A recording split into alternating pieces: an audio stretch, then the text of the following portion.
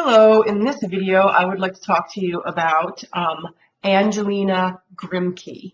She is one of the most famous female abolitionists in American history. Anglina, along with her sister Sarah Grimke, worked alongside other abolitionist and anti-slavery societies to abolish slavery in the mid-19th century. Anglina was born in 1792 and died in 1879.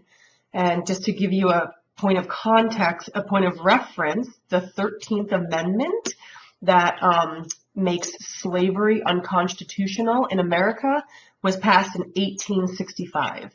So Anglina lived about 15 years after the constitutional abolition of slavery, and her voice was a very big part in this. And I'm having you read Anglina Grimke as an example of how women of faith get involved in social movements. And to me, this is as a feminist move or action as every other sort of feminist idea.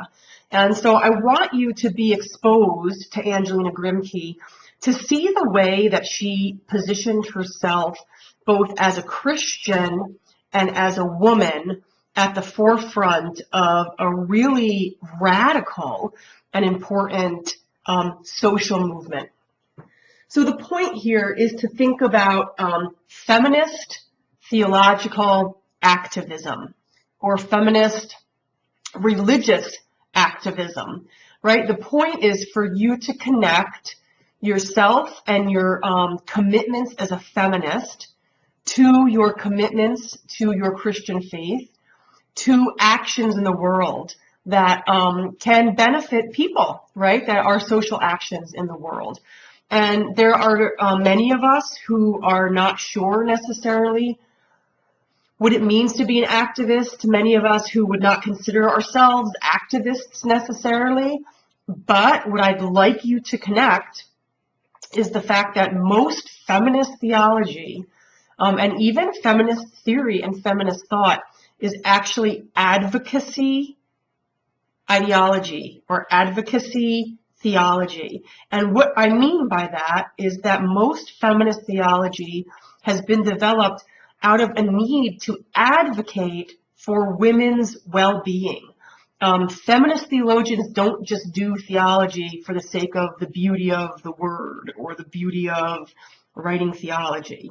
Feminist theologians have taken up the pen and have taken to writing about and being engaged in theology for the sake of the flourishing of women and of people.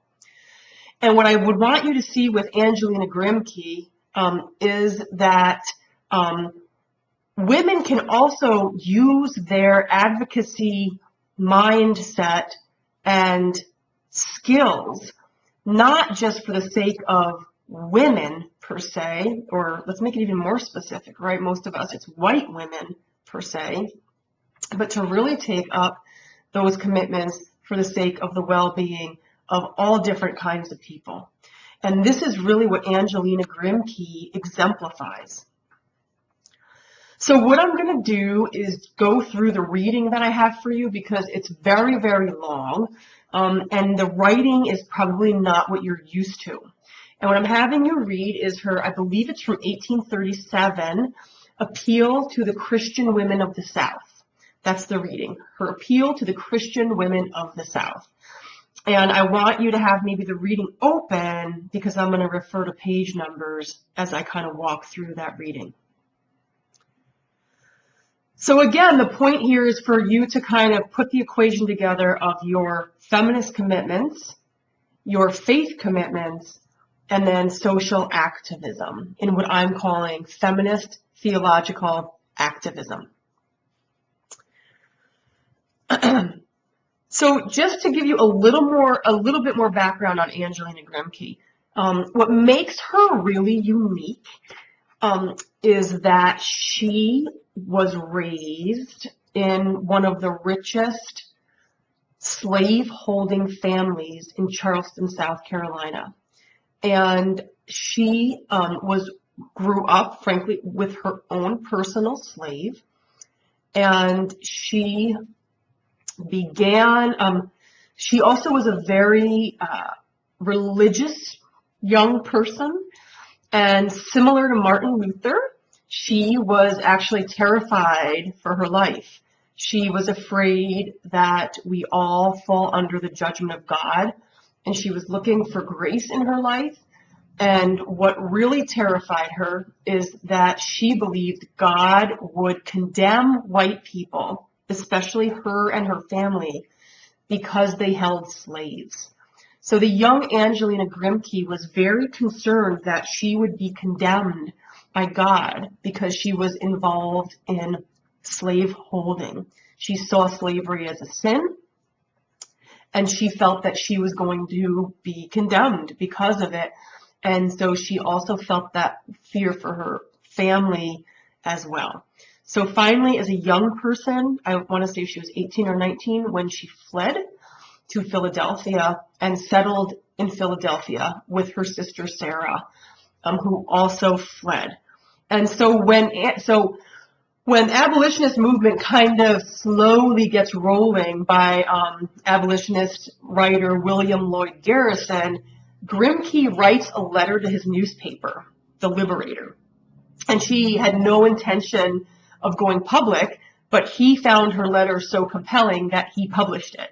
So Anglina went from obscurity to fame within weeks because of what Garrison published and the letter that he published. And Anglina really embraced that role and went around speaking to anti-slavery societies in America. And she also ends up being the first American woman to address a legislature.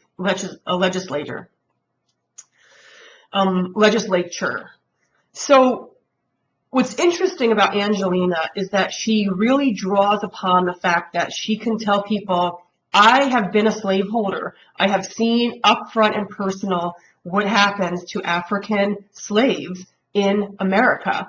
And I can tell you that what's happening to them is sinful.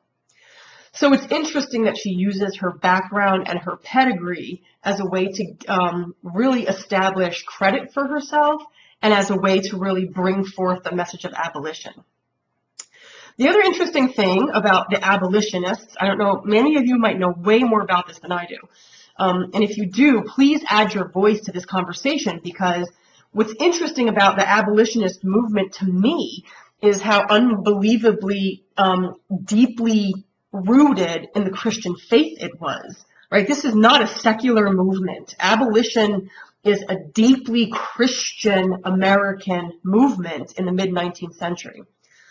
So the other piece about that is that most abolitionists were Calvinists and believed very strongly that when you repent of a sin, you can be converted to Jesus Christ, and you can have a conversion experience that's almost like spontaneous, right? That once you are converted, like, you are free and your mind is changed and you begin to change your life from that second on.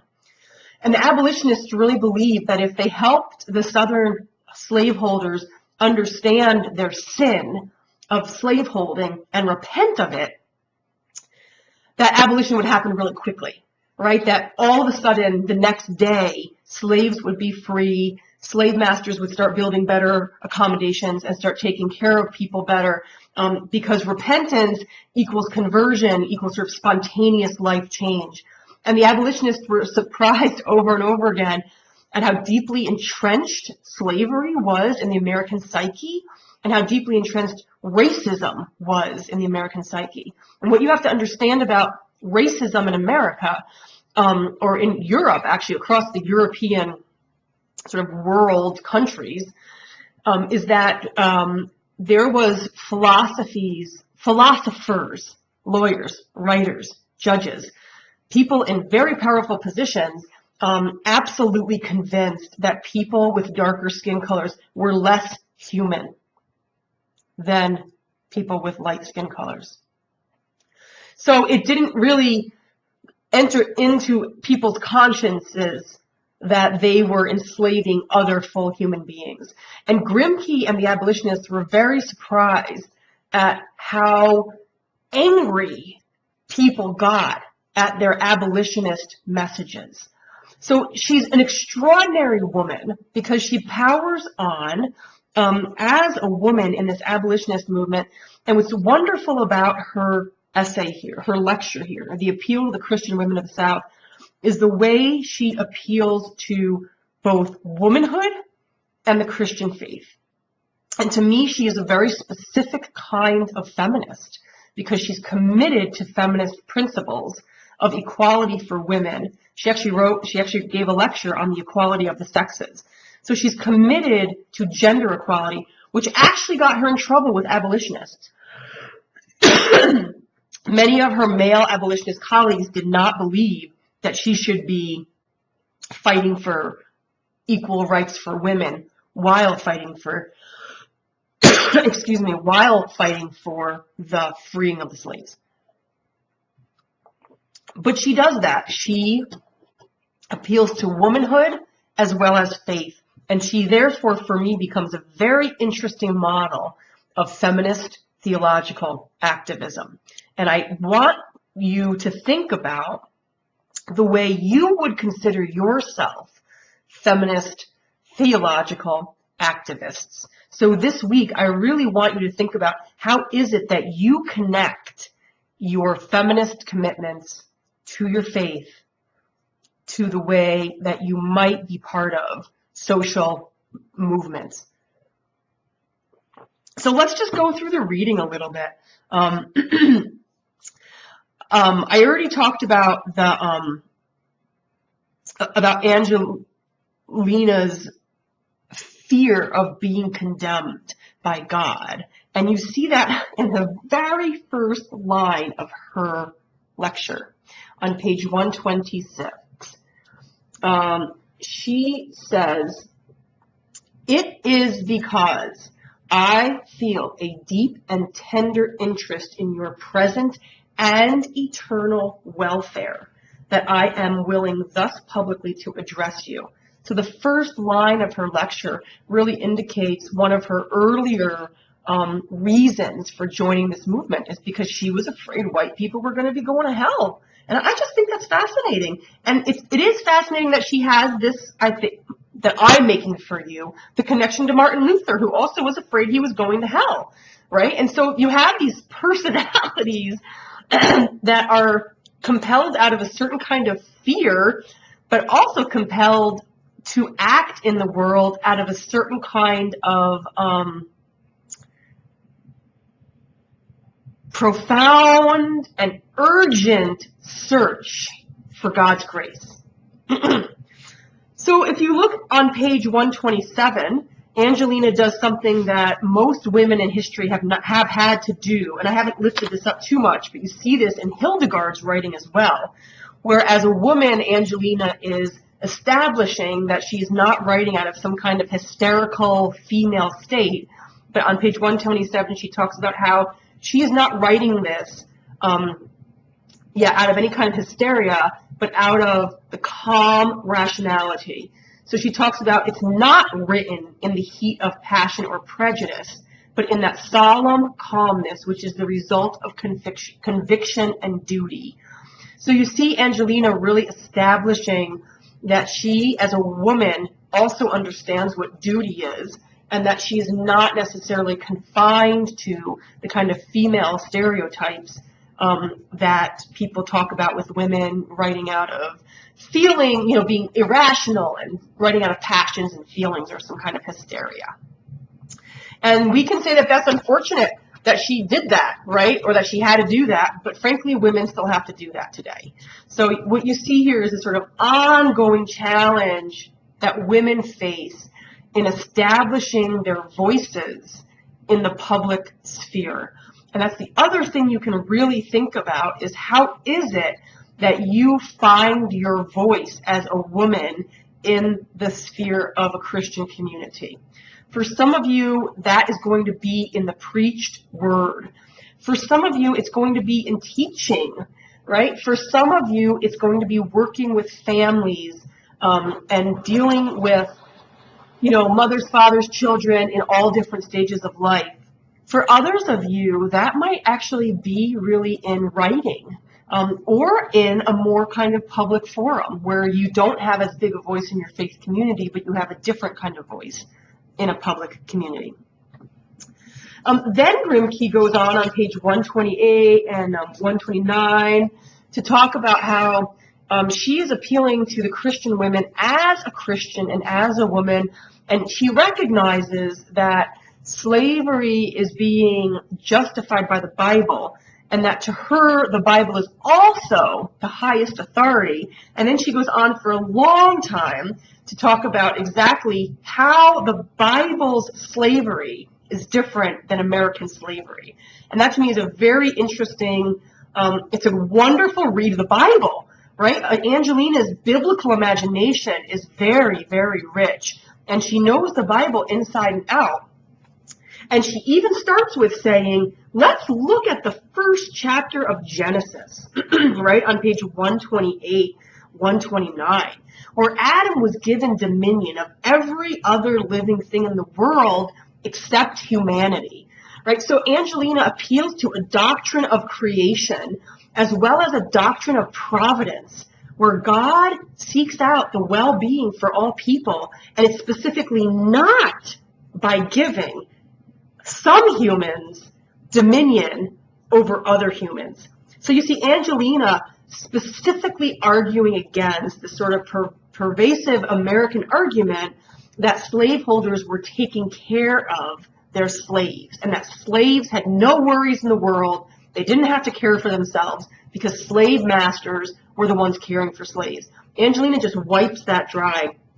So if you just keep reading through page 128 to 138, about 10 pages, she talks a lot about what Hebrew slavery was and what American slavery is and how they're different. And then she appeals to Jesus on page 134 and says, did Jesus condone slavery? And she said, this is what Jesus said, do unto others as you would have done unto you. And this is where she really begins to appeal to the women's priorities, right? And for that, at that time period, women's priorities was mothering and was running a good household and educating children. And so she says, would you enslave your child? Would you enslave yourself? If slavery is so good, why not enslave your own child? Right? So you see Anglina appealing to women's priorities. And that would be something I would encourage you to think about, how you understand the priorities of women in your congregations and in your faith communities. So for some of you, you're going to be in congregations where you have many, many, many professional women who really do care about breaking the glass ceiling, who really do care about work-life balance. And that becomes then a community that you really have to work with as a feminist and tailor your sort of feminist messages to that kind of audience. A lot of us are there, a lot of us are not there, right? There's those of you will be working in faith communities where women are really concerned about their children, and it might be about how to feed their children, how to help their children overcome prejudices in America, how to make ends meet budget-wise. So I think it's important for you as a leader to begin to develop what are the priorities of women in your community. And Anglina does that really, really well. She makes sure that these women understand that it could be them and it could be their children, their dearest treasure in life, that really becomes the way to paint, to illustrate starkly the kind of suffering that slaves endured in the United States. And then on page 147, this is what I feel like is funny, but also I don't know if I want it. It's either heartening or disheartening. I'm not sure how I feel about it.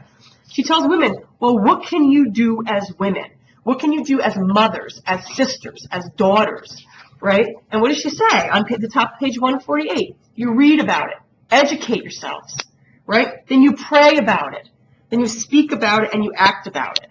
And I just sort of feel like saying, why are we still all doing that? Like, it's just kind of sad that that's all we're still doing, and it could be that maybe it's not enough.